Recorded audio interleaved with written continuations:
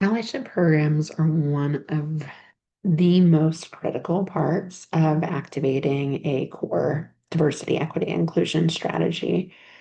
So I've done this work for over a decade, and what I have found to be true is when you have a structured, intentional, consistent set of activities centered around inclusion and allyship, it really can change the culture of an organization, especially if people with power are engaged in that conversation.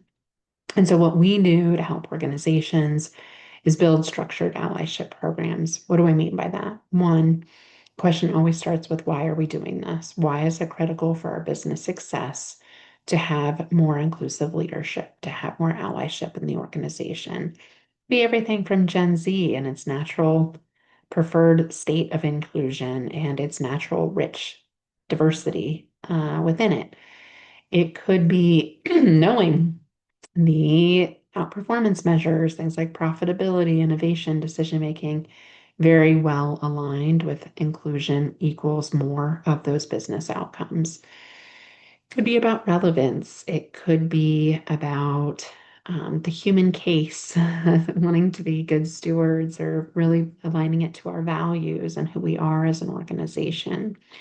So the more we can get centered on what is the purpose, what is the why, then it really sets up like a research-backed approach. And so when I was in corporate, I did a lot of Six Sigma projects, and it's very similar to how we build our allyship programs. We always start with research up front. What what's missing? What are the barriers? If inclusion's just, you know, obvious to do, why aren't we doing it?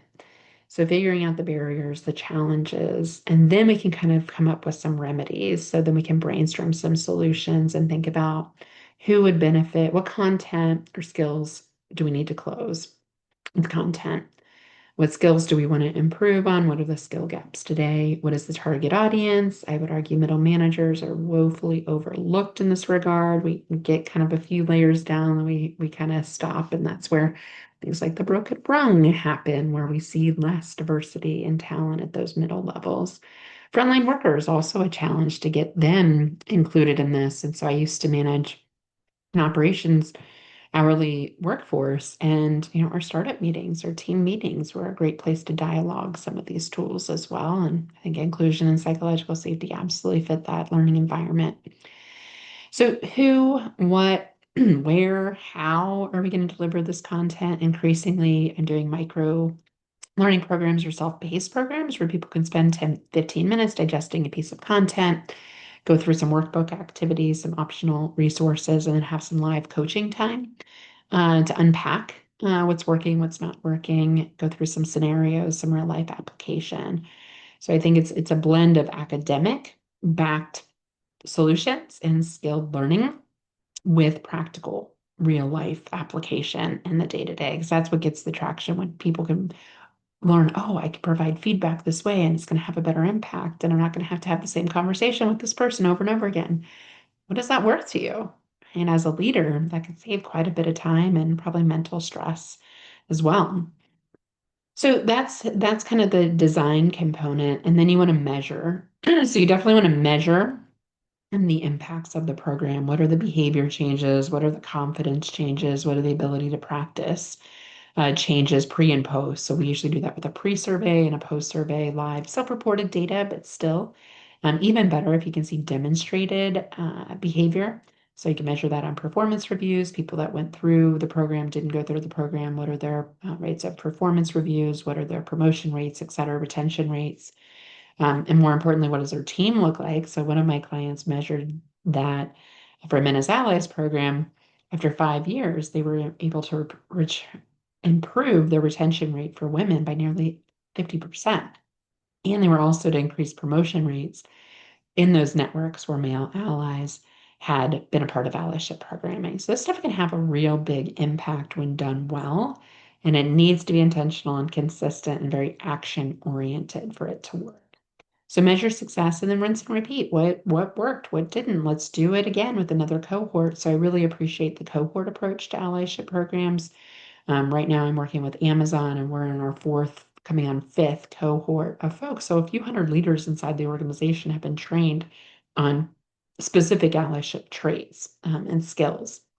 So we've talked about everything from knowing your ally role to understanding biases, to knowing how to make inclusive decisions. And so that's really had a positive impact now that several hundred leaders have gone through the program. It starts to really kind of have that flywheel effect where it's a common language, a common set of tools. I know other people that have been in the program that I can share stories with, that I can lean on when, allyship is a choose your own adventure. There's no one size fits all in it. It is a journey, not a destination. So those are my tips on allyship programs. Of course, employee resource groups are a great place to focus allyship efforts as well, having programming for allies, having an intentional ask for allies to participate in those programs. 90% of Fortune 500 companies have ERGs. It's a growth area in DEI right now. Employee resource groups are 100% legal as long as everyone's included, which is an obvious thing that most ERGs were obviously doing. But just being really clear, this content is for everybody, and we want you here as allies to remembering that invitation, that we're waiting for the invitation. So make sure that we're really proactively providing that invitation. And then, really think about, what do you hope allyship to look like at your organization? Really get intentional with thinking through, this is legacy work. So what do you want the legacy to create, and how can we get all leaders participating in these programs, especially the senior most leaders, because that signals what's important at our organization. All right, Bittersweet will be on chapter 9, the final chapter, next week. See you back.